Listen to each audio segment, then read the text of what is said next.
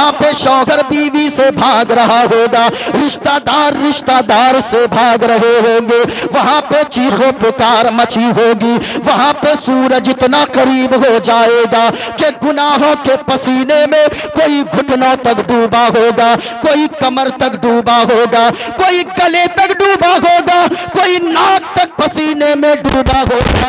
वो जमीन उस वक्त तान देती होगी, सब परेशान होंगे, लेकिन आलम ये होगा हर नजर कांपे उठेगी महशर के दिन, खौफ से हर कले जा बहले जाएगा, हर नजर कांप उठेगी महशर के दिन, खौफ से हर कले जा बदल जाएगा। तो फिर क्या होगा?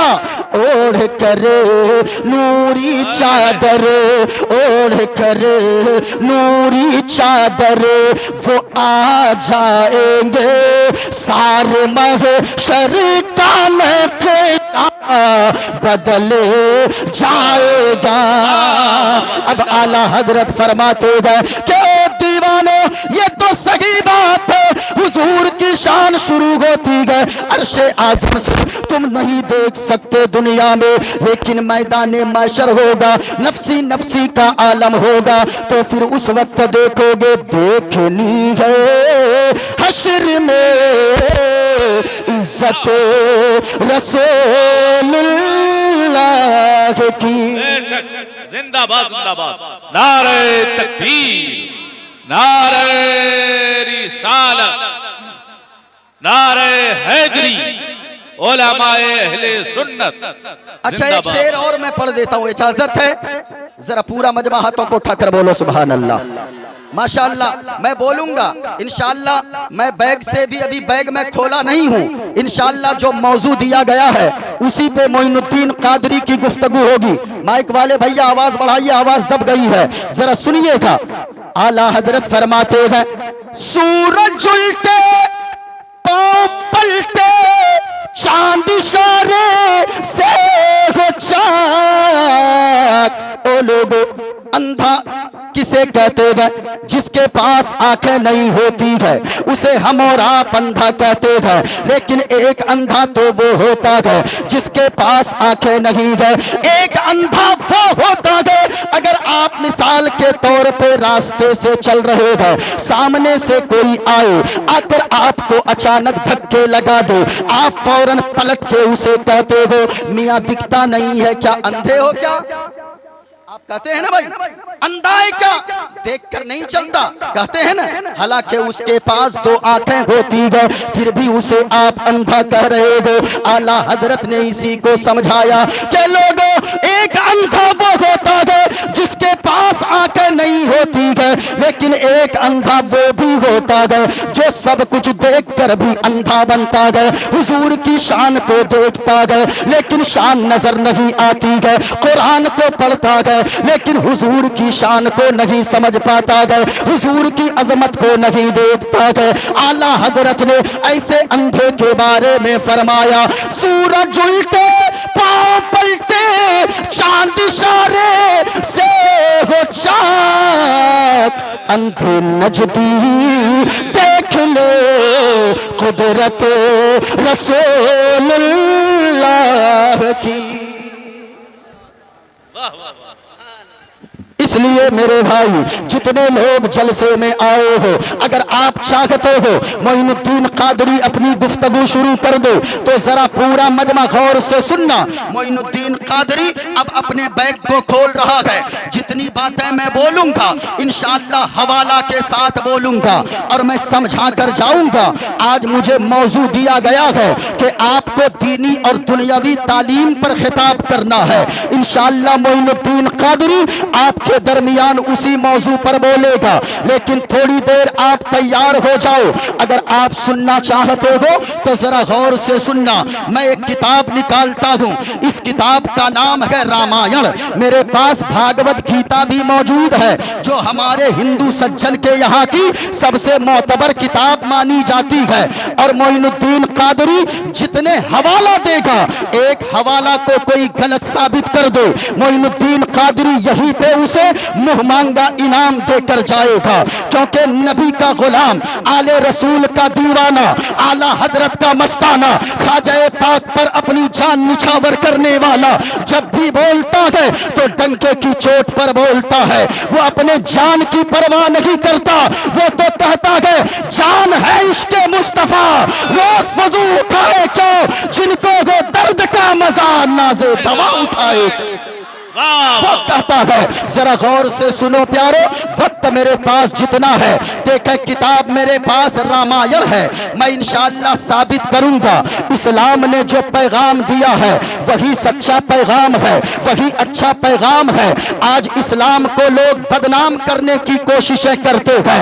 लोग कहते हैं कि मदरसे में आतंकवाद की पढ़ाई होती है। मियाँ तुम्हें नहीं पता, कभी मदरसे में झांक कर जाकर देखो, हमारे मदरसे में तो वो तालीम दी जाती है, हमारे मदरसे में सिखाया जाता है कि ओ मेरे बच्चों, तुम कुरान की तालीम हासिल करने वाले हो, तुम हदीस पढ़ने वाले हो, तुम हदीस रसूल पढ़ने वाले हो, तुम सीरत मुस्तफ़ा की तालीम हासिल कर रहे हो। सीरत मुस्तफ़ा पे ऐसी जिंदगी गुजारो, अगर बाहर निकलो तो लोग तुम्हारी जिंदगी को देख कर कहे जब हुजूर का गुलाम इतना अच्छा है तो इनका आका जनाबे मोहम्मदुर रसूलुल्लाह कितने अच्छे होंगे। ये मदरसे में तालीम दी जाती है, हमारे मदरसे में सिखाया जाता है। लोगों, आज तो कोई चाइना घूमने जाता है, वहां की तारीफ कर बैठता है, कहता है चाइना की खूबसूरती बड़ी अच्छी है। कोई अमेरिका जाता है, वहां खाकर बिरयानी आ जाए, वो अमेरिका की तारीफ शुरू कर देता है। और मियाँ कोई अगर लंदन चला जाए, वो लंदन की तारीफ करता है। कोई हॉलैंड जाए, वो हॉलैंड की तारीफ करता है। हमारे मदरसों के बच्चों को ये तालीम दी जाती है, नहीं नहीं, ना तो हॉलैंड अच्छा, ना तो अमेरिका अच्छा, ना तो बरतानिया अच्छा, ना तो चाइना अच्छा, बल्कि सारे जहां से अच्छा हिंदुस्तान हमारा। हम बुलबुले गए इसकी, ये गुलसिता हमारा। वाह, जिंदाबाद, बहुत खूब। हमारे मदरसे में ये तालीम दी जाती है। जरा गौर से सुनो, मोइनुद्दीन कादरी, आज कुछ लोग अगर ये कह बैठे मौलाना को संस्कृत पढ़ने की क्या जरूरत है, तो गौर से सुनना प्यार, हम ऐसे जलसों से लोगों को पैगाम देकर जाना चाहते हैं। जो लोग कहते हैं कि मुसलमान आतंकवादी होता है, मुसलमानों को मानवता नहीं आती है, जरा गौर से सुनिएगा, हम ऐसे जलसों से पैगाम देते हैं कि देखो भाईचारा किसे कहते हैं। हम तो पैगाम मोहब्बत का बांटते हैं, हम तो उल्फत का पैगाम आम करते हैं। और हम कहते हैं दुनिया वालों को, और दुनिया वालों सुनो, चांद तारे गगन की जीनत है, फूल कांटे पवन की जीनत है, और हिंदू मुस्लिम को इस वतन में साथ रहने दो, ये हमारे वतन की जीनत है। हम यहाँ से मोहब्बत का पैगाम देते हैं। जरा देखिए, एक किताब है मेरे हाथ में, किताब का नाम है श्रीमद, मेरे हाथ में किताब है, किताब का नाम है रामायण। इससे भी मैं मंत्र सुनाऊंगा, लेकिन देखें जो भी मैं बोलूंगा इस्लाम की हक्कानियत पे बोलूंगा, इस्लाम की खूबसूरती पे बोलूंगा, तालीम पे बोलूंगा कि इस्लाम ने जो तालीमी मेयार लोगों को बताया है, अगर लोग आज उस पे भी आज भी अगर अमल कर ले तो यकीनन कैसर व किसरा के ताजदार बनते नजर आएंगे। गौर से सुनो प्यारे, अब एक मंत्र सुनिए जरा तेजी के साथ। किताब का नाम है श्रीमद् भागवत गीता। भूलता। पेज नंबर है 23। इस किताब में क्या लिखा है? अधर्माभिभवात् कृष्णा प्रतुष्यन्ति कुल स्त्रीजा स्त्रीषु दुष्टाषु बालुषणीच्छायते वर्णशंकर यो माम जमनादिमुच्चवेति लोक महेश्वरम असम्मूढ़ा समर्थेषु सर्वपापै है परमुच्यति ग्रीष्यं चरणम शीशमनम शशांकम चरणम शीशमनम पर्वतम चरणम शीशमनम गंगाजलम स्नानम पंडितम गौदानम स्वाहा। कल की अवतार न्यार पंथम पृथ्वी मध्यम और वसिक्यारतम बलवन स्वानम लमलजीयम पुष्पपनम तपस्यम वीरम महावीर गुरोम प्राणम प्रादीपम सोमवती विष्णुवेशम स्वरूपम अस्मा सुगमारूहा देव दत्तम जगतपति असिना साधु अष्ट आश्चर्य गुणवती गिरीश नीलगंधा अति ज्योति में प्रकाशम नतमस्तक भूमिष्ठम करभो गुणगानम नाफदुरीदा लीड गच्छदीन प्रक्रम पवित्रम गंगा स्नानम मति पवित्रम पवित्रम पवित्रम। और सुनो लोगो, जिस जबान में आप चाहोगे, जिस जबान में आप सुनना चाहोगे, उस जबान में हुजूर की तारीफ आपको सुनने को मिलेगी। जबान कोई भी हो लेकिन चर्चा मुस्तफा का होता है। जबान कोई लैंग्वेज कोई हो लेकिन प्रशंसा मुस्तफा की होती है। बल्कि ये दीवाने जितने यहाँ पर बैठे हैं ये सारे लोग कहते हैं कि ओ लोगों याद रखना, सारी दुनिया चीजें बदल सकती है लेकिन मुस्तफा का फरमान नहीं बदल सकता है। हम तो कहते हैं है कौले मोहम्मद कौले खुदा, फरमान न बदला जाएगा, बदलेगा जमाना लाख मगर कुरान न बदला जाएगा। नारे तकबीर, नारे रिसालत, जश्न गरीब नवाज कॉन्फ्रेंस, उलमाए अहले सुन्नत, नारे तकबीर, नारे रिसालत। अब सुनो एक पंडित ने क्या कहा है। पंडित का नाम है पंडित सोमनाथ वर्मा। पंडित ने कहा हुजूर की तारीफ बयान करते हुए जो भी हुजूर का आशिक हो जाएगा, जो भी हुजूर का दीवाना हो जाता है, वो दुनिया में भी कामयाब होता है, उसका बेड़ा आखिरत में भी ऊंचा पूरा मजमा, उसका बेड़ा आखिरत में भी पार होता है। वो पंडित कहता है शरणय गुरु निमगा सुख सागर अत्यचार मगा शुभ सागर चरणन है गुरु नाम उजागर कृपा करोगे शुभ नाम सुख सागर गुरु हर कृपा मनोगर पावे अत्यचार मगा सुख पावे और जय गुरु नाम नमे कर जय बे बिना मोहम्मद पार न हो बे।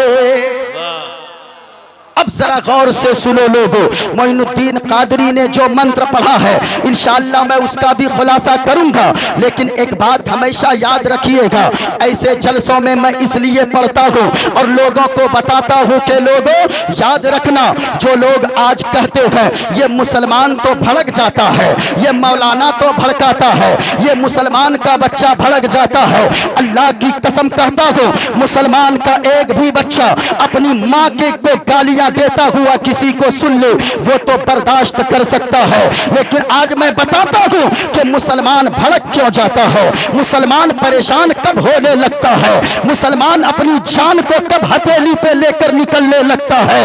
अब की उनकी माँ को कोई गाली दे, हमारी बात छोड़ो, मुफ्ती जावेद साहब की बात छोड़ो, हजरत की बात छोड़ो, जितने असातिज़ा गए या तलबा गए इनकी बात छोड़ो, अगर यहाँ मदरसा गरीब नवाज में पढ़ने वाला एक 10 साल के बच्चे को उठाओ और उसको उठाकर पूछो ये बताओ अगर तेरी माँ को गालियां दी जाए क्या तू बर्दाश्त करेगा, क्या तेरे बाप को गालियां दी जाए क्या तू बर्दाश्त करेगा, वो बच्चा मचल कर जवाब देगा सुनो सुनो हमारी माँ को गालियां दोगे हो सकता है कि मैं बर्दाश्त कर लूं, हमारे बाप को गालियां दो हो सकता है कि मैं बर्दाश्त कर लूं, हमारी बहन को गालियां दो, हमारे खानदान को गालियां दो, हो सकता है मैं बर्दाश्त कर लूंगा, लेकिन अगर मुस्तफा जाने रहमत की बात आएगी, जनाबे मोहम्मदुर रसूलुल्लाह की बात आएगी, आमना के लाल की बात आएगी, तो फिर याद रखना हम अपने खानदान को अपनी जान तो दे सकते हैं लेकिन हुजूर की नामूस पे अपनी जान भी कुर्बान कर सकते हैं, क्योंकि हम तो जीते गए, ऐसे जीते गए कि या रसूल अल्लाह जितने लोग यहाँ पर बैठे गए ये कहते गए ये दिल इश्क़ ए नबी में गर मचल जाए तो अच्छा है, मोहम्मद कहते कहते दम निकल जाए तो अच्छा है। वाह वाह वाह, जिंदाबाद। हमारे यहाँ का हर बच्चा कहेगा, लेकिन मेरे भाई गौर से सुनो प्यारे, यहाँ जितने लोग आए हो जलसे में, आप अगर बोलने का तेवर पैदा करोगे, मोइनुद्दीन कादरी भी आपकी थोड़ी देर खिदमत कर देगा, लेकिन शर्त है आपको बोलना होगा। आप शाम से लेकर मैं देख रहा हूँ जनाब सबा करीम साहब, क्या नाम है, सबा करीम साहब, वो नाते मुस्तफ़ा पढ़ रहे थे, दानिश रजा हबीबी ये नाते मुस्तफ़ा सुना रहे थे, लेकिन आपकी जबान हिल नहीं रही थी, आप नहीं बोलते हो। लेकिन याद रखना, हमने एक सोशल मीडिया पे क्लिप देखा, एक ऐसा छोटा सा बच्चा जिसकी उम्र सिर्फ 2.5 साल है, वो दूध पीता बच्चा अपने हाथ में बोतल लेकर खड़ा है, सामने से दुश्मन की टैंक है और वो टैंक के जरिए, वो तोप के जरिए निशाना लगा रहा है, लेकिन उस बच्चे के जज्बे को सलाम, उस बच्चे की हिम्मत को सलाम। वो शीरखार बच्चा जिसकी उम्र सिर्फ 2.5 साल है, वो बच्चा अपने हाथ में लेकर दूध की बोतल लेकर दूध पी रहा था। जैसे कि उस बच्चे ने देखा कि वो दुश्मन आतंकवादी वो टैंक के जरिए हमला के लिए निशाना लगा रहा है, वो छोटा सा 2.5 साल का बच्चा अपने मुंह से दूध की बोतल को हटाया,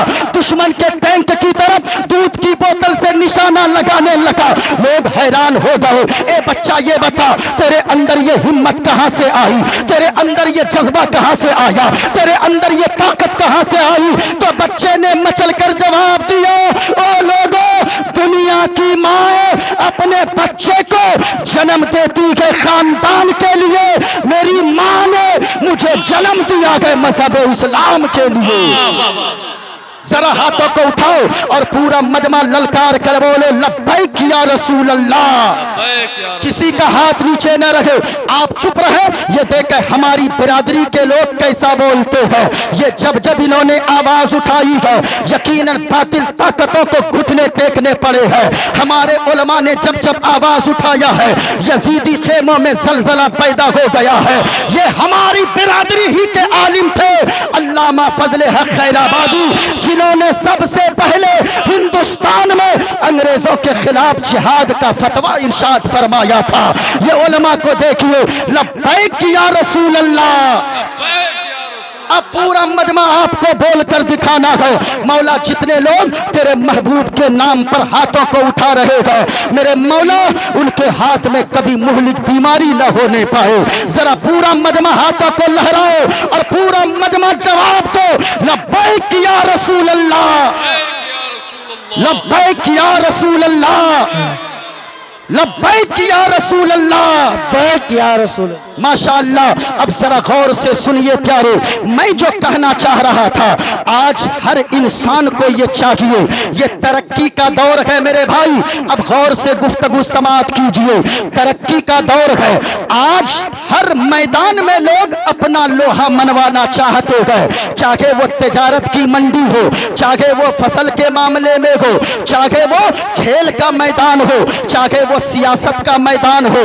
हर मैदान में आदमी तरक्की करना चाहता है, आगे बढ़ना चाहता है।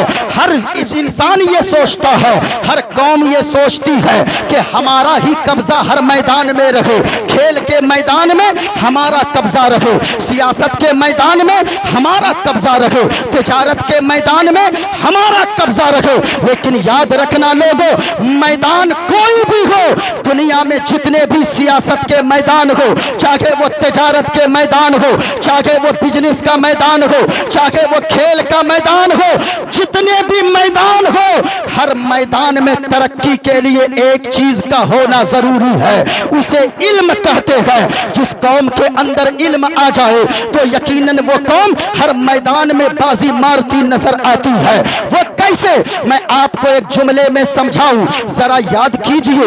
अल्लाह के नबी सल्लल्लाहु अलैहि वसल्लम है, फारान की चूटी से हुजूर ने जब नबूवत का ऐलान फरमाया, उस वक्त अरब का आलम क्या था, अहले अरब कैसे लोग थे? वहां के अहले अरब का आलम यह था कि लोग अगर कोई औरत दूसरी ज़िना के लिए न मिलती तो वो अपनी माओ के साथ ज़िना कर लिया करते थे। अहले अरब की पोजीशन उस वक्त ये थी थी। जिस तरह माँ अपने बच्चों को, आज अगर बच्चा को खांसी हो जाए या बच्चा ना सोए, नींद ना आए, उसे अगर वो यानी कि वो खांसी की दवाई पिलाती है तो उस वक्त अगर बच्चा रोता था, नींद की दवा के अलावा वो लोग उस वक्त माएँ अपने छोटे बच्चों को उनके मुंह में शराब डाल दिया करती थी। अब बताएं वो कितने जुर्म, कितने चरम सीमा पर होगा।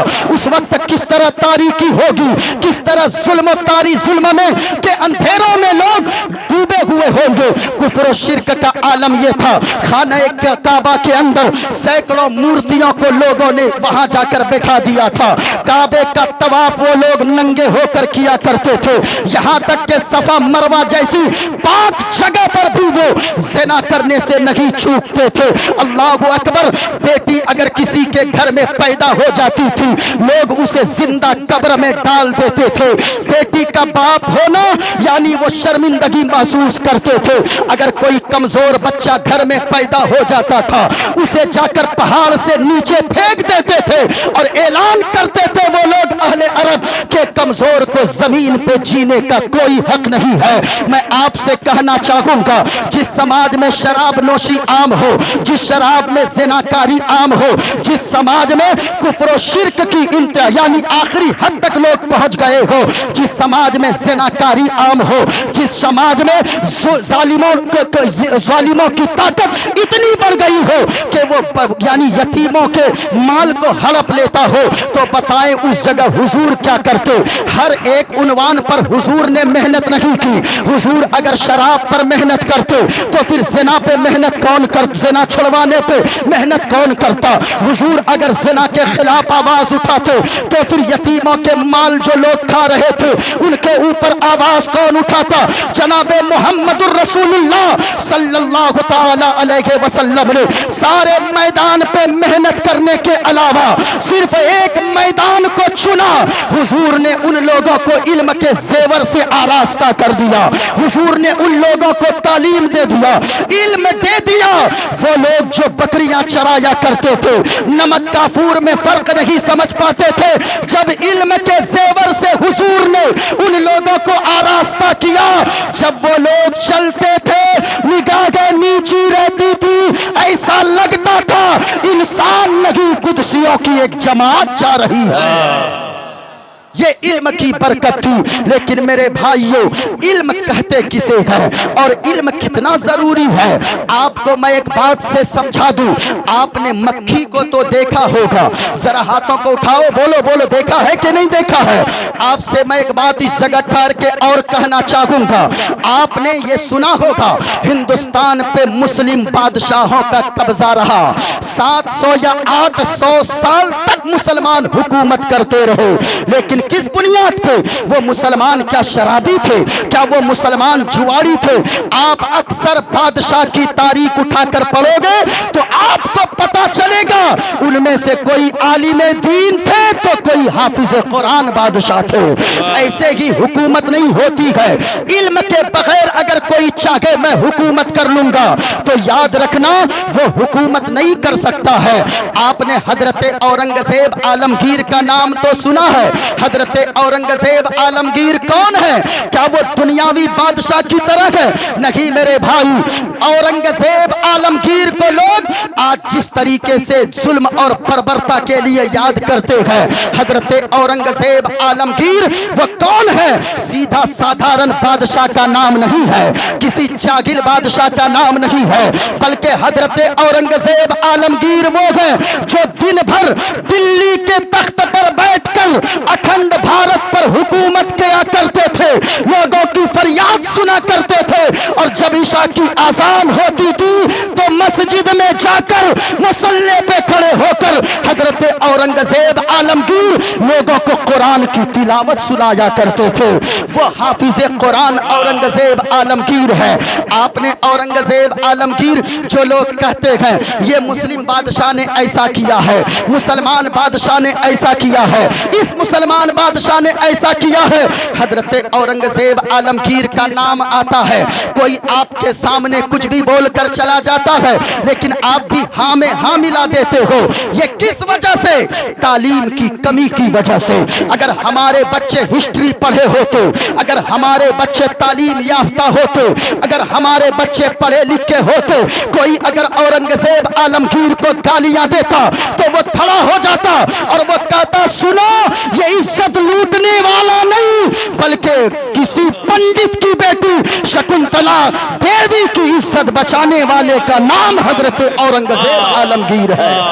नारे तकबीर, नारे रिसालत, नारे हैदरी।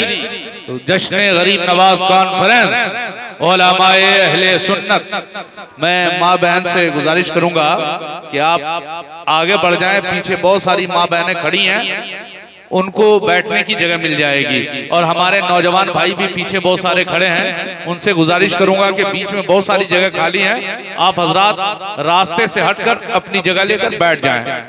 जरा गौर से सुनिए लोगों, जो लोग कहते हैं तालीम हासिल करने की क्या जरूरत है, हमारे समाज को तालीम हासिल करने पे, और मैं गारंटी से कहता हूं, अगर 10 साल हमारी कौम के लोग, सिर्फ 10 साल, ज्यादा दिन नहीं, 10 साल अगर एजुकेशन पे लोग मेहनत कर ले, अगर इल्म पे मेहनत कर ले, तालीम हासिल करने पे मेहनत कर ले, तो अल्लाह की कसम कहता हूं, सारे मैदान पे हमारे नौजवान होंगे, हर जगह इनकलाब बर्पा हो जाएगा। लेकिन तालीम की जरूरत है। आज मैट्रिक तक हमारा कितना बच्चा रहता है? मैट्रिक में अगर 50 बच्चे मुसलमानों के रहते हैं, इंटर में जाते जाते सिर्फ 5 बच्चे रह जाते हैं। पढ़ाई इसी का सिर्फ नाम नहीं है कि 8 क्लास पढ़ लिया तो पढ़ा हुआ कहने लगा, 10 क्लास पढ़ लिया तो पढ़ा हुआ कहने लगा। कितने डॉक्टर हैं अपने समाज में? गौर से सुनो प्यारे, मोइनुद्दीन कादरी जो कह रहा था, लोग कहते हैं मेरे भाई मुसलमान बादशाह ऐसे थे, मुसलमान बादशाह ऐसे थे। लेकिन याद रखना, एक बादशाह मैं बताऊं, आज तुम किसी नेता के चक्कर में, मुसलमान का बच्चा पढ़ने में तो पीछे रहेगा, सब नेतागिरी में जाने को सोचता है। अभी कदम उठाना सीखा, हम भी नेता बनेंगे, हम भी नेता बनेंगे। अगर नेता बनना का शौक ही है तो किसी दुनियादार नेता की तरह मत बनो, बल्कि अगर बनना है तो फारूक आजम की तरह नेता बनने की कोशिश करो। वो फारूक आजम जिसकी हुकूमत लोगों के तलों पर भी है, लोगों के दिलों पर भी है, वो फारूक आजम है। आज अमेरिका में आग लग गई, पूरा अमेरिका तबाह होने के कगार पे, सारे लोग चीख रहे हैं, सारे लोग चिल्ला रहे हैं। देखो, बादशाह अगर बनना है, अगर लीडर बनना है तो ऐसा लीडर बनो जैसा फारूक आजम थे। अमेरिका वालों को तो डूब कर मर जाना चाहिए। जो सुपर पावर अपने आप को अमेरिका कहती थी, जब आग लगी है जंगलों में, अमेरिका जब तबाह होने लगा, सारा सिस्टम उसका फेल हो गया, सारा या एरिया उनका चलने को कगार पे पहुंच गया। लेकिन अब उसे आग बुझाने की कोई तरकीब न सूझी। मैं कहना चाहूंगा, वो अपने आप को सुपर पावर कहने वालों, तुम कहते हो अपने आप को सुपर पावर, लेकिन एक आग तुझसे नहीं बुझ रही है, एक आग पे कब्जा नहीं कर पा रहे हो। लेकिन देखो हमारे लीडर को, देखो हमारे कायद को, हमारा लीडर कैसा है, हमारे कायद कैसे है। मदीना शरीफ है और वो मस्जिद नबवी है, हजरत फारूक आजम है। फारूक आजम खुतबा इरशाद फरमा रहे हैं, तकरीर फरमा रहे हैं। अचानक एक शख्स आया जिनका नाम तमीमे दारी है।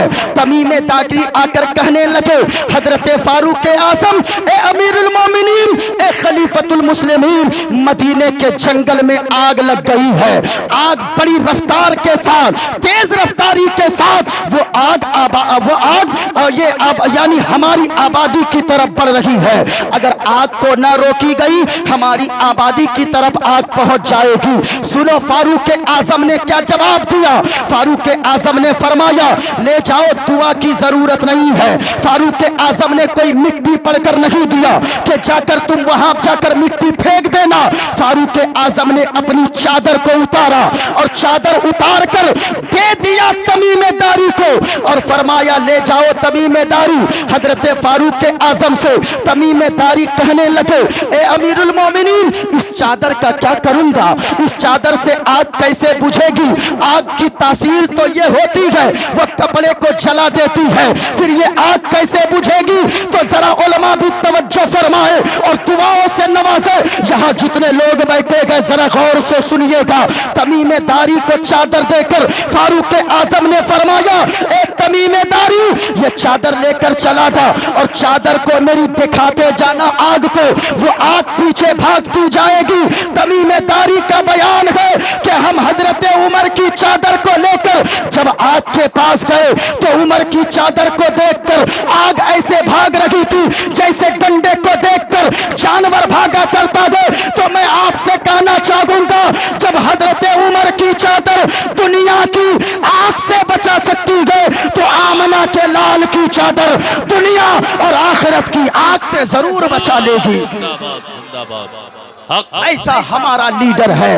अब जरा सुनो प्यारे तालीम हासिल करने वालों, मैं कहना चाहूंगा, आप आज कहते हो तालीम महंगी हो गई है। इधर देखिए जरा, हाथों को उठाकर पूरा मजमा बोलो सुभान अल्लाह। और जरा झूम कर पूरा मजमा, जितनी ताकत अंदर है जरा ताकत लगाकर जो मर्द बैठे हैं जरा हाथों को उठाकर बोलो या रसूल अल्लाह, माशाअल्लाह। जरा सुनिएगा, आपने मक्खी देखा है? मक्खी, अरे बोलो ना भाई, मक्खी देखा है? कितनी तरह की मक्खी होती है? एक मक्खी वो होती है जो आपके घरों में रहती है। उस मक्खी की हालत क्या है? जिसने देखा उसने डंडा उठाया या अपना तमाचा उठाया, मक्खी को दे मारा। नकीब साहब ने देखा, मक्खी को मारा। मुफ्ती साहब ने देखा, उस मक्खी को मारा। हजरत ने देखा, उस मक्खी को मारा। मैंने देखा, मैंने भी उस मक्खी को मारा। लेकिन एक मक्खी होती है जिसे मधुमक्खी कहते हैं, उस मक्खी को किसी को मारते आपने देखा है? नहीं देखा होगा। किस वजह से? ये मक्खी को लोग मारते हैं, जिसने देखा उसने मारा, लेकिन वो मधुमक्खी है। मधुमक्खी क्या करती है? वो मधुमक्खी शहद दिया करती है। इंसान ये जानता है अगर मधुमक्खी को मारेंगे तो फिर हम शहद कहां से पाएंगे? अगर मधुमक्खी को मारेंगे तो शहद कहां से पाएंगे? मैं कहना चाहूंगा, एक मक्खी को लोग मार देते हैं, एक मक्खी को लोग बड़े जतन से पालते हैं। कभी जाओ सरसों के खेत की तरफ, जब मौसम सुहाना चले लोग उसे काट के डब्बे में यानी लकड़ी के डब्बे में बंद करके उसे पालते हैं और जाकर मैदान में छोड़ते हैं। वो फूलों का रस चूस कर आती है और आकर अपने अपने घर पे जाकर उसे छत्ते में डाल देती है और उस रस के जरिए अल्लाह की कुदरत के जरिए उसमें अल्लाह तबारक व तआला शहद बना देता है। तो अब जरा सुनो प्यारे, मक्खी दो तरह की है। एक मक्खी तो मारी जा रही है, एक मक्खी बोझ बन गई है, मारी जा रही है, एक मक्खी पाली जा रही है। मैं आपसे कहना चाहूंगा मेरे भाइयों, अगर आप कहते हो आज हमें बदनाम किया जा रहा है, आज हमें मारा जा रहा है, आज हमें टारगेट किया जा रहा है, आज हमें काटा जा रहा है, तो जरा गौर से सुनो, उस मक्खी की तरह अगर बनोगे जो घर की मक्खी है, अगर बोझ बनोगे तो मार दिए जाओगे और अगर जरूरत बनोगे तो सीने से लगाए भी जाओगे और कांधे पर बैठाए भी जाओगे। इसकी बैटरी वो दीजिए, अरे यही दीजिए। जरा गौर से सुनो प्यारे, यहाँ भाई को क्या बनना है? आपको जरूरत बनना है, आपको बोझ नहीं बनना है। और गौर से सुनो लोगों, बोझ अगर बनोगे तो मार दिए जाओगे। अब जरूरत कैसे बनना है? आपने डॉक्टर अबुल कलाम का नाम तो सुना है ना? ये डॉक्टर अबुल कलाम कौन है? ये कलमा पढ़ने वाला है। डॉक्टर अबुल कलाम कौन है? ये कलमा पढ़ने वाला अबुल कलाम जो हिंदुस्तान को ऐसा एटमी हथियार दिया है कि आज आज तक अगर दूसरे लोग अगर आज तक हिंदुस्तान से डरते गए तो ये कमाल है कलमा पढ़ने वाले हजरत, कमाल है कलमा पढ़ने वाले डॉक्टर अबुल कलाम का। जरा गौर से सुनो प्यारे, आज लोग कहते हैं कि तालीम बड़ी महंगी हो गई है। मेरे भाई, तालीम हर दौर में महंगी रही है, हर दौर में तालीम महंगी रही है। वो तो मदरसे वालों का जिगर है। ये मदरसे वाले आज जो लोग ढिंढोरा पीटते हैं कि मदरसे ने क्या दिया है, मदरसे ने क्या दिया है, मदरसे ने क्या दिया है, तो जरा गौर से सुनिएगा। एक मेडिकल कोई ऐसा दिखा दे जिस मेडिकल ने फ्री में कुकरौन वाले को एक डॉक्टर बना कर दिया हो। है कोई मेडिकल? नहीं दिखा सकते गए आप। कोई आप इंजीनियरिंग कॉलेज दिखा दीजिए जो फ्री में आपके यहाँ एक इंजीनियर बना कर दिया हो, नहीं दिखा सकते आप। लेकिन वो मदरसे वालों का जिगर है। कुकरौन वालों, आप खुशनसीब हो। यहाँ आकर जो मैंने देखा, जो सिस्टम बंगाल में अक्सर जगह देखा, बिहार में मैंने अब तक कहीं नहीं देखा। अगर हो कहीं पे तो ये सिस्टम तो अलग बात है, लेकिन मैं नहीं जानता, हमारी नजर में ये सिस्टम नहीं है। लेकिन कुकरौन वालों, आप काबिले मुबारकबाद हो। 100 से ज्यादा बच्चे इस मदरसे में दारुल गरीब नवाज में तालीम हासिल कर रहे हैं और उनके खिलाने का जिम्मा कुकरौन वालों ने अपने सर पे उठा कर रखा है। खुशनसीब है आप। अगर आपने, मैं आपसे भी कहना चाहूंगा लोगों, अगर आपका बच्चा हाफिज कुरान नहीं बना है, आपका बच्चा अगर आलिम नहीं बना है, तो सुनो, आपको करना क्या है। आपका बच्चा अगर हाफिज ना बन पाया, कभी मदरसे में आ जाइएगा और आकर हाफिज वकारी शम्स तबरेज साहब किबला और वहां के सारे असातिज़ा अमजद वारसी साहब और कौन कौन लोग हैं, उन लोगों के पास आकर कहिएगा कि मेरे भाई और हजरत जी सुने, मैंने अपने बच्चे को हाफिज ना बना सका, मैं अपने बच्चे को आलिम ना बना सका, मैं अपने बच्चे को कारी ना बना सका। हजरत अल्लाह ने दौलत तो बहुत दिया है, लेकिन एक बच्चा को भी मैंने हाफिज कुरान ना बना पाया। ऐसा कीजिए, एक बच्चे को हाफिज बनाने में कितने रुपए लगते हैं? ये कहेंगे 4 साल लगेंगे, 3 साल लगेंगे हाफिज बनने में। उनमें खर्च टोटल आ जाएगा 2 लाख रुपए। अगर वो 2 लाख रुपया आप अगर उनके हाथ में दे दे और ये कह दे कारी साहब मेरा बेटा तो हाफिज ना बना, लेकिन मेरे दिए हुए पैसे से किसी गरीब के एक बच्चे को हाफिज कुरान बना दीजिए, अल्लाह की कसम कहता हूँ वो बच्चा हाफिज कुरान बनकर मुसल्ले में खड़े होकर मस्जिद में लोगों को कुरान तरावी में सुनाएगा। अल्लाह आपके दिल में सुकून की दौलत अता फरमा देगा। कभी सोचिए कितने खुशनसीब हैं आप कि आपको मेहमान रसूल की खिदमत करने का अल्लाह ने मौका अता फरमा दिया है। मदरसे में सबके पैसे नहीं लगते, मस्जिद में सबके पैसे नहीं लगते, उन्हीं के पैसे लगते हैं जिनके पैसों को अल्लाह और उसके रसूल कबूल फरमाना चाहता है। सबके पैसे नहीं लगते। आप कहते हो मेरे भाई मदरसे ने क्या दिया है, आज आप देखोगे कितने बच्चों की दस्तार है हज़रत, 8 बच्चों की दस्तार बंदी। अल्लाह समद। कभी सोचिए तो सही, एक मदरसा कहते हो क्या दिया है, एक मेडिकल ने आपको फ्री में डॉक्टर नहीं दिया, एक इंजीनियरिंग कॉलेज ने आपको फ्री में इंजीनियर नहीं दिया, एक साइंस कॉलेज में आपको साइंसदान नहीं दिया, लेकिन ये आलिमों का जिगर है। ये आलिमे दीन, ईद का महीना हो, ये ईद के दिन आपके यहाँ रहते हैं, रमजान में आपके यहाँ रहते हैं। कभी सोचा है आपने एक आलिम के बारे में, एक मुदर्रिस के बारे में? मेरे भाइयों याद रखना, आप अगर ईद के दिन साल में एक दिन अगर ईद के दिन बाहर रहते हो, दिल्ली में काम करते हो, अपनी चमड़ियां जलाते हो, कभी सोचा है दिल्ली में रहते हो बच्चों की कितनी याद आती है, बीवी की कितनी याद आती है, माँ बाप की कितनी याद आती है, सारे लोग परेशान रहते थे। मेरे मौला तूने मुझे मजबूर बनाया गए, तभी तो ईद जैसे मुबारक दिन में मैं दिल्ली में रह रहा हूँ। कभी सोचो आप साल में एक के दिन आप अगर रहते हो दिल्ली में, तो आप बताओ आपको इतनी तकलीफ होती है बच्चों से दूर रहकर। ये आलिम दीन, ये हाफिज कुरान, ईद हो तो भी आपके पास रहते गए, क्या इनके अंदर दिल नहीं है क्या?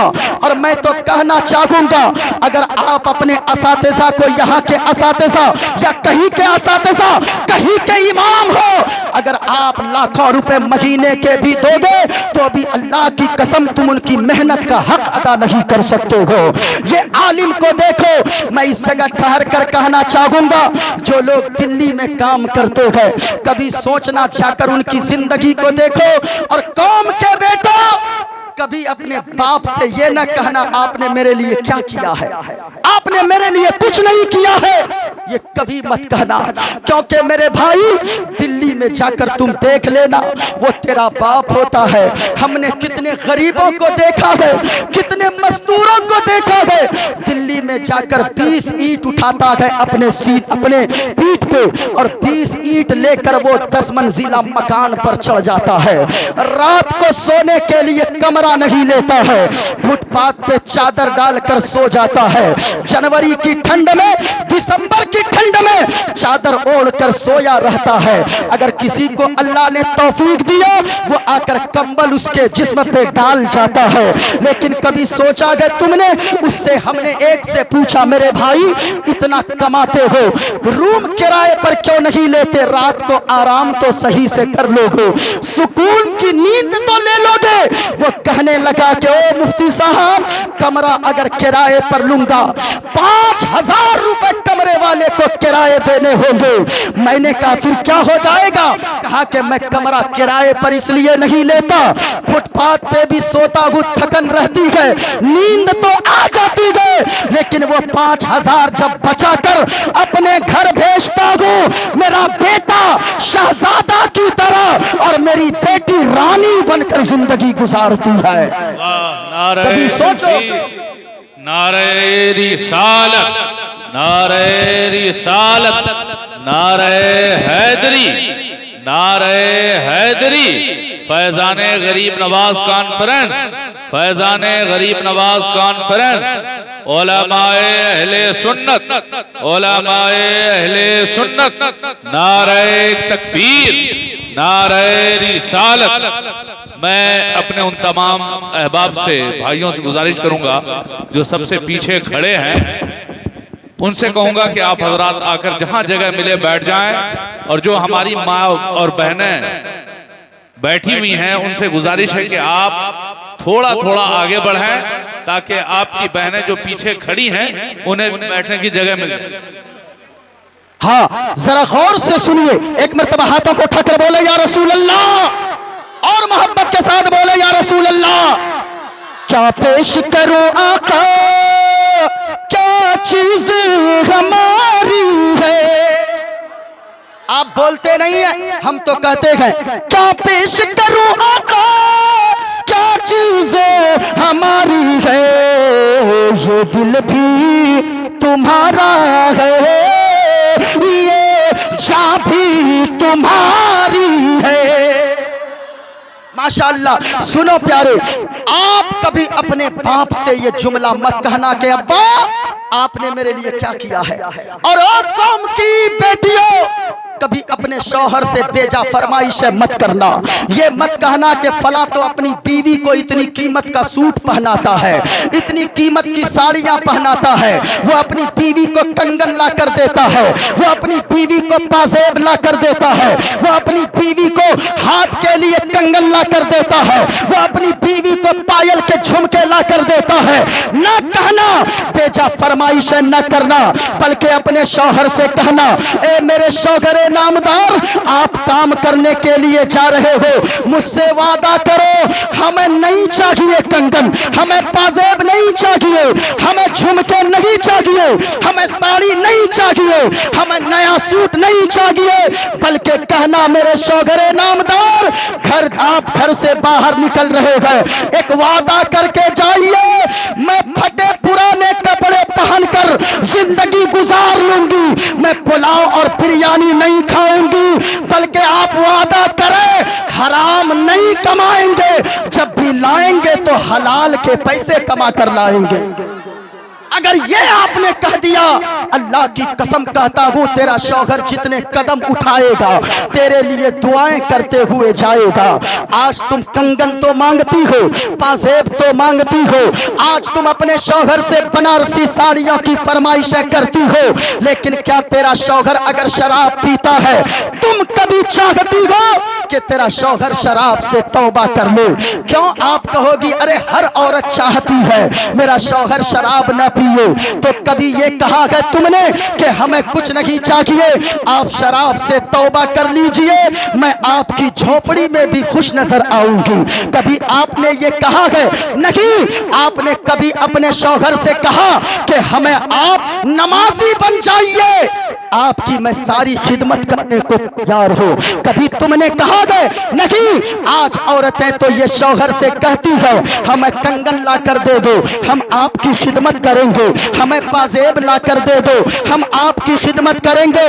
इनकी बात छोड़िए, आप में से कोई है जो अपनी बीवी से ये कहे, जब बीवी फरमाइश करे हमें कंगन चाहिए, हमें पाजेब चाहिए, हमें चूड़ियां चाहिए, हमें कान की बालियां चाहिए, हमें कीमती कपड़े चाहिए, क्या आपने कभी बीवी से कहा है ए मेरी बीवी सुनो सुनो, ए मेरी बीवी सुनो, तुम मेरी एक बात मान लो मैं तेरी सारी बातें मानने को तैयार हो? वो कौन सी बात? आपने कभी कहा है कि मेरी बीवी तू नमाज की पाबंदी कर ले, तू नमाज पढ़ेगी, तेरी जबान खुलने से पहले मैं तेरी फरमाइश को पूरी कर दूंगा? नहीं कहा। क्यों मेरे भाई? मैं कहना चाहूंगा इसलिए आपने नहीं कहा। न तो ये कहता है नमाज पढ़ने को मुफ्ती साहब, न तो ये कहती है शौहर को नमाज पढ़ने। हमारे यहाँ एक मकूला है, चोर चोर मौसेरा भाई, सुने मकूला?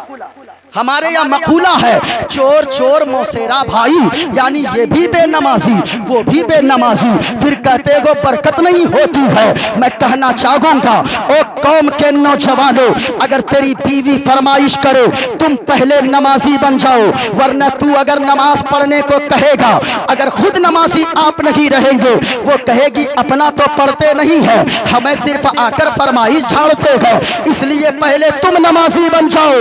तेरी बीवी को तब तुम अपनी बीवी को जाकर हुक्म दो, मेरी बीवी तुम्हारी सारी चीजों को मैं पूरी करूंगा, लेकिन तुम नमाजी बन जाओ। और ओ मेरी माँ बहनों, तुम भी जरा गौर से सुनो, तुम भी अपने शौहर से कहना, जब मौका की तलाश में रहना, तेरा शौहर अगर शराबी है, तेरा शौहर अगर जुआ खेलता है, तेरा शौहर अगर मक्कारी करता है, तेरा शौहर अगर पापी है, तेरा शौहर अगर गुनाहगार है, तो मेरी माँ और बहनों सुनो सुनो, मोइनुद्दीन कादरी का ये पैगाम लेकर जाओ, अपने शौहर को देखना, तेरे शौहर का मूड ठीक है, तेरा शौहर मुस्कुरा रहा है, अपने शौहर के पांव को पकड़ लेना और कहना ओ मेरे सरताज आप आज खुश लग रहे हो, क्या मैं एक फरमाइश कर सकती हूँ? जरूर कहेगा हाँ बीवी करो फरमाइश। तो खबरदार खबरदार, अपने शौहर से कंगन पाजेब ना मांगना, बनारसी साड़ियां ना मांगना, कीमती सलवार सूट के कपड़े ना मांग लेना, बल्कि अपने शौहर से कहना ए मेरे शौहर नामदार हमें कुछ नहीं चाहिए, अगर आप मुझसे सच्ची मोहब्बत करते हो तो जो शराब पीते हो शराब से तौबा कर लीजिए, नमाजी बन जाइए, मैं आपकी सारी फरमाइशों को पूरी करती नजर आऊंगी। कहना कभी जाकर शौहरों को नहीं, मैं कहना चाहूंगा। और एक बात याद रखो, अभी हजरत ने भी मुझसे पहले पैगाम दिया, जो नमाजी नहीं है वो आशिके रसूल नहीं हो सकता है। लाख नारा लगा ले, लाख कोई पीर साहब के हाथ पांव खूब चूमे, आशिक नहीं हो सकता है। हजरत से भी पूछिएगा, आशिक वो होता है जो जलसे में आकर नारा भी लगाता है, मस्जिद से जब मुअज्जिन आजान की सदाएं लगाता है तो वो जाकर मस्जिद में नमाज भी अदा करता है। क्यों है गर नबी से मांगा, माइक वाले भैया भाई थोड़ी सी आवाज दे दीजिए। आप क्यों डर रहे हैं मेरे भाई? अगर आवाज देंगे तो क्या जाएगा? 15,000 का बॉक्स उड़ेगा, 20,000 का हॉर्न उड़ेगा, मशीन उड़ेगी, लेकिन आवाज नहीं दीजिएगा। कहीं मेरा फेफड़ा उड़ गया तब क्या होगा? कहीं मेरा कलेजा उड़ गया तब? मेरे भी घर में छोटे छोटे बच्चे हैं, हाँ, लेकिन मैं जानता हूँ लोगों, ये दिल इश्क़ नबी में गर मचल जाए तो अच्छा है। झूम कर पूरा मजमा, ये दिल इश्क़ नबी में गर मचल जाए तो अच्छा है। और मोहम्मद कहते कहते दम निकल जाए तो, जरा पूरा मजमा हाथों को उठाकर बोलो सुभान अल्लाह। है गैर नबी से मोहब्बत नमाज़ी हो जाओ, है गैर नबी से मोहब्बत नमाज़ी हो जाओ तो क्या होगा? मिलेगी कब्र में राहत नमाज़ी हो जाओ। नमाजी हो जाओ तब आशिके रसूल होगे, तब आप माँ बहनों कनीज़े फातिमा होंगी। नमाज की पाबंदी करो, अज़ान सुनने के जो कामों को बंद करते हैं। अजान हो, आज बड़ा मामला हो गया मेरे भाई नकीब साहब, आज आजान हो रही है, लोग मोबाइल चला रहे हैं, आजान हो रही है, टीवी चल रही है, आजान हो रहे हैं, गाने लोग सुन रहे हैं। मैं कहना चाहूंगा लोगों, आज के जश्न गरीब नवाज कॉन्फ्रेंस से पैगाम लेकर जाओ, जब भी आजान हो आजान का एहतराम कर लिया करो। जो आजान का एहतराम नहीं करता है, उलमा फरमाते हैं हो सकता है आजान की बेहुरमती करने वाला, आजान का एहतराम न करने वाला जब मरेगा तो मरने से पहले उनके ईमान के छिन जाने का खतरा है। कहीं मरने से पहले उसका ईमान न छीन लिया जाए। जब भी आजान हो मोबाइल को बंद कर दो, जब भी आजान हो टीवी को बंद कर दो, जब भी आजान हो गाने बंद कर दो, म्यूजिक बंद कर दो। और ओ माँ बहनों, जब भी आजान हो अगर तुम आटा गोंद रही हो, आटा गोंदना बंद कर दो। झाड़ू लगा रही हो, झाड़ू लगाना बंद कर दो। आजान हो जो होने लगे, आजान की आवाज सुनो, सारे काम काज छोड़ दो और आजान का पहले जवाब दे दो। अगर ऐसा करोगे तो क्या होगा? आजान सुनो के जो काम को बंद करते हैं, अजान सुने के जो काम को बंद करते हैं, क्या होगा? उसे पुकारेगी जन्नत नमाज़ी हो जाओ। बाप भी नमाज पढ़े, बेटा भी नमाज पढ़े, बीवी भी नमाज पढ़े, शौहर भी नमाज पढ़े, चाची भी नमाज पढ़े, भतीजी भी नमाज पढ़े, दादा भी नमाज पढ़े, पोता भी नमाज पढ़े। जब सब नमाजी होंगे झोपड़ी में भी रहोगे, अल्लाह ताला उसी झोपड़ी में जन्नत जैसा सुकून अता फरमा देगा। शायरे अहले सुन्नत, शायरे नारे तकबीर, नारे रिसालत, नारे रिसालत, उलमाए अहले सुन्नत, शोराए इस्लाम, जनाबे हबीबुल्लाह फैजी साहब क़िबला, जनाबे हबीबुल्लाह फैजी साहब क़िबला, नारे तकबीर, नारे रिसालत, सुभान अल्लाह सुभान अल्लाह। जरा गौर से सुनिए, शायरे आज़म हिंदुस्तान हजरत हबीबुल्लाह फैजी साहब क़िबला तशरीफ ला चुके हैं। मेरे भाई, मैं क्या कह रहा था, इल्म की इतनी जरूरत है। आप जिस मैदान में भी कामयाब होना चाहो, अरे हजरत को तशरीफ लाए, जिस मैदान में भी आप अगर तरक्की करना चाहते हैं, तिजारत का मैदान हो, चाहे वो खेल का मैदान हो, चाहे वो सियासत का मैदान हो, हर मैदान में तरक्की का एक ही राज है, उस राज को इल्म कहा जाता है। और तालीम से खोखली कौम कभी भी तरक्की नहीं कर सकती है। मैं ये कह रहा था, आप कहते हो तालीम महंगी है। मेरे भाई, तालीम क्यों महंगी आपको लगती है? आज जो लोग कहते हैं हजरत, जो लोग कहते हैं तालीम महंगी है, उसके पास 60,000 का मोबाइल आप देखोगे, उसके पास 1,20,000 का एप्पल सेट आप देखोगे। मैं कहना चाहूंगा, आपको तालीम तो महंगी लगती है, 60,000 या 1,00,000 का मोबाइल न चलाओगे तो क्या होगा? मर जाएंगे। ऐसा नहीं हो सकता है। मैं कहना चाहूंगा मेरे भाइयों, तालीम दो, मोबाइल 10,000 ही का रखो, वो 1,00,000 रुपया बचाकर बच्चों की तालीम पे खर्च करो। ये दुनिया वाले और ये अंग्रेजों की औलाद, ये आपको यहूदी नसरानी, ये आपको भुला देना चाहती है, अपने रास्ते से भटका देने ये कौम चाहती है। क्यों? आप जानते हो लोगों को आपकी दाढ़ी से नफरत है, हमारी टोपी और पगड़ी से नफरत नहीं है, हमारे जुब्बे से नफरत नहीं है, औरतों के पर्दे से नफरत नहीं है।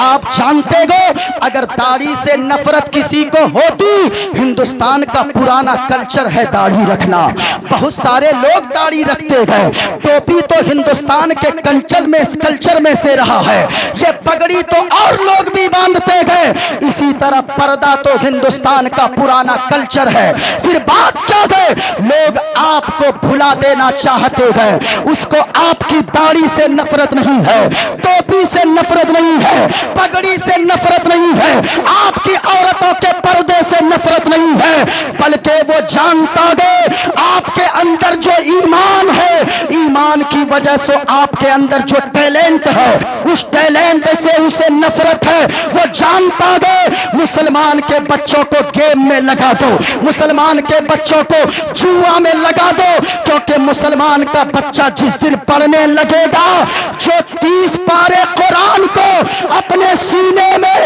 उतार सकता है, वो दुनिया की किसी किताब को अपने सीने में उतार सकता है। वो जानते गए लोग, इसलिए आपके बच्चों को पढ़ने नहीं देना चाहते हैं। और आप हैं अपने बच्चों को मोबाइल दे दिया, किस नाम पे? पढ़ाई के नाम पे। वो बच्चे दिन रात मोबाइल में गेम खेल रहे हैं, मोबाइल में गंदी फिल्में देख रहे हैं। ये इल्म अगर आपने अपनी औलाद को नहीं दिया तो याद रखिएगा, आप कहते हो कि हम गरीब हैं, तालीम महंगी हो गई है। आप कितने गरीब हो? बात चल रही थी डॉक्टर अबुल कलाम, नाम सुना है आपने?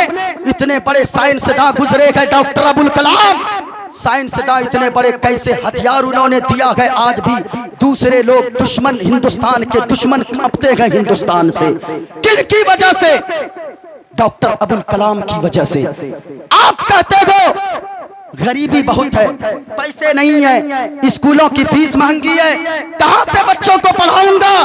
सुनो, दूसरी जगह जाकर देखो, आप जिस अल्लाह के वली का उर्स मना रहे हैं, ख्वाजा गरीब नवाज, इनके वालिद साहब के इंतकाल के बाद, विसाल के बाद, पर्दा फरमाने के बाद इनकी वालिदा ने इनको तालीम दिलाया। माँ बहनों, तुम नहीं कर सकती हो और तुम कहती हो कि बेवा हूं मैं, कहां से पढ़ाऊंगी? हजरत निजामुद्दीन औलिया महबूब इलाही, उनकी माँ ने सूत काट कर चरखे में उनको तालीम दिलाया।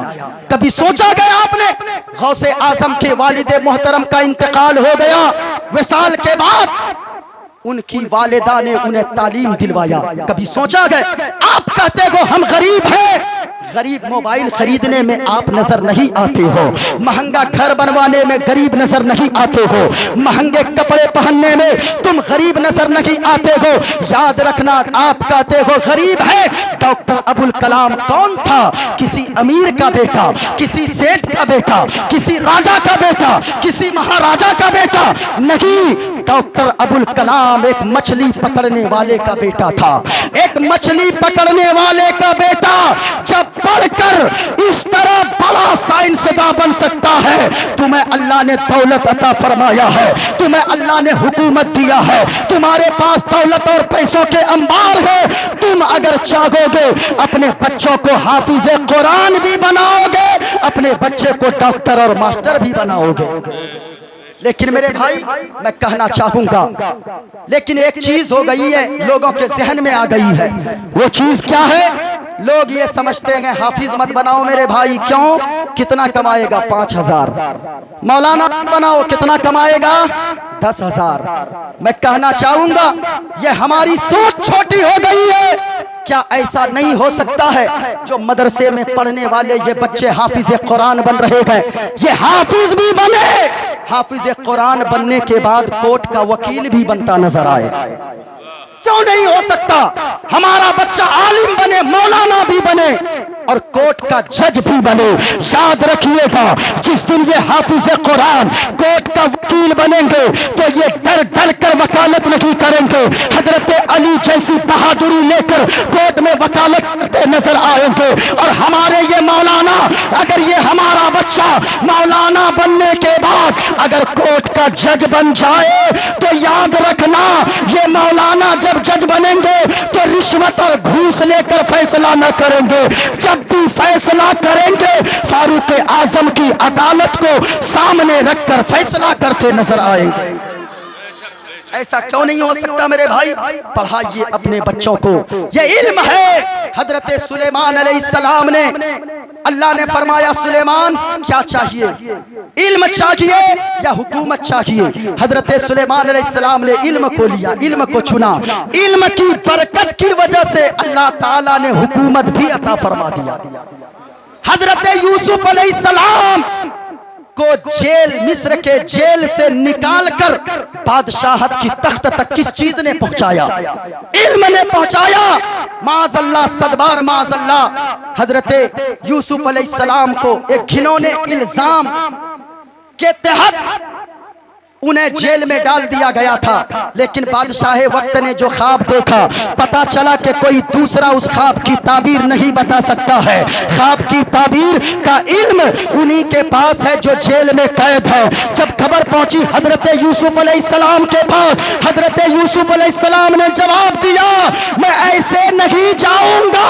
पहले जो इल्जाम मुझ पर गलत लगाए हो, हमें उस इल्जाम से पहले बरी करो, हमारे इल्जाम को पहले दूर करो, हमारी सफाई लोगों के सामने हमें साफ सुथरा साबित करो।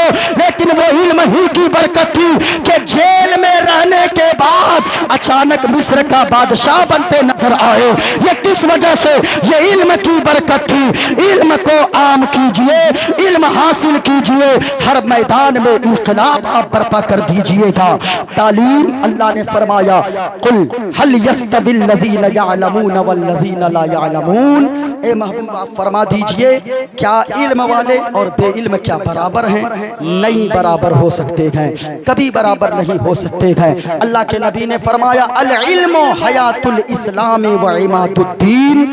इल्म ये इस्लाम की जिंदगी है और दीन का खंभा है, दीन का पिलर है। इसलिए इल्म हासिल कीजिए।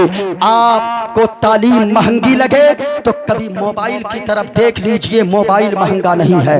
गाड़ी की तरफ देख लीजिए, गाड़ी महंगी नहीं है। मकान की तरफ देख लीजिए, मकान महंगा नहीं लगता है बनाने में। तो फिर तालीम क्यों महंगी लगती है? तालीम हासिल करवाइए, अपने बच्चों को पढ़ाइए। काबिल मुबारकबाद है यहाँ के असातिज़ा और जितने लोग भी यहाँ पढ़ा रहे हैं। गांव के लोगों को भी मैंने मुबारकबादी पेश की है। आपका इतना बड़ा जिगर है कि आप मेहमान रसूल की खिदमत कर रहे हैं। ये अल्लाह का करम है आप पर के आपसे अल्लाह ताला मेहमान रसूल की खिदमत ले रहा है, वरना सबों की किस्मत में ये चीजें नहीं आती है। जरा हाथों को उठाकर पूरा मजमा एक मर्तबा बोलो या रसूल अल्लाह। किसी का हाथ नीचे न रहे। अगर आप समझ लिएगा तो जरा हाथों को उठाकर बोले सुभान अल्लाह और मोहब्बत के साथ बोले या रसूल अल्लाह और मोहब्बत के साथ बोले लब्बैक या रसूल अल्लाह, लब्बैक या रसूल अल्लाह, लब्बैक या रसूल अल्लाह। माशाअल्लाह। जरा सुनिए, यहाँ के मदरसे में आप जो खिदमत दे रहे हैं, कर रहे हैं, अल्लाह ताला आपकी खिदमत को कबूल फरमाए। शायर अहले सुन्नत हजरत हबीबुल्लाह फैजी साहब की बिला तशरीफ ला चुके हैं, इनसे भी सुनना है। पूरा मजमा पढ़ ले। जो मैंने कहा है तालीम के हवाले से मुझे गुफ्तगू करने को कहा था। और 2 फरवरी को एक ऐलान समाप्त कर ले, 2 फरवरी को पूर्णिया रंगभूमि मैदान में तहरीके बेदारी कॉन्फ्रेंस होने जा रही है, जिसमें हबीबुल्लाह फैजी साहब भी अपने इलाके में वो भीड़ देखा कि दिल बाग बाग हो गया। यकीनन वहाँ के उलमा की मेहनत है। आप हमारे उलमा भी, यहाँ की आवाम भी ये दिखा दें कि हम कुछ भी हो जाए हुजूर के नाम पर हम जान देने को भी तैयार हो सकते हैं। हाँ, जरा हाथों को उठाकर बोले जरा सुभान अल्लाह, माशाअल्लाह। इंशाअल्लाह आप शिरकत की हर हाल में कोशिश करें, आप जाएं और तहरीके बेदारी का हिस्सा बने। अल्लाह तबारक व तआला हम सब की हाज़िरी को कबूल फरमाए। बोलने में जाने अनजाने में कोई गलती हो गई हो, मैं सबों के सामने सारे उलमा को गवाह बनाकर तौबा करता हूँ। आप भी पढ़ लीजिए, अस्तगफिरुल्लाह रब्बी